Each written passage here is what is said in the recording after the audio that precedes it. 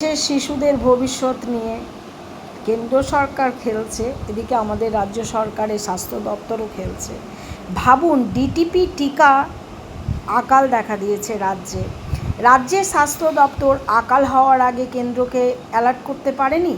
আর কেন্দ্র সরকারের কি উচিত নয় যে ভারতে কত জনসংখ্যা বাড়ছে, কত রাজ্যের জনসংখ্যা টিকা দরকার, যে শিশুরা দেশের ভবিষ্যৎ, তাদের ভবিষ্যতের কথা ভেবে না কেন্দ্রীয় সরকার উদ্যোগী না রাজ্য সরকার উদ্যোগী।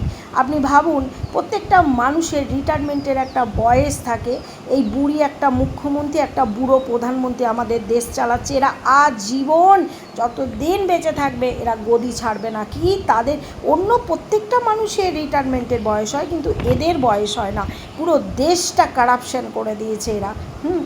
আমাদের দেশের যে শিশুদের জন্য ডিটিপি টিকাটা বাধ্যতামূলক, আমি বাইরে থেকে সেটা কিনতে পাবো না, কিন্তু কেন পাবো না?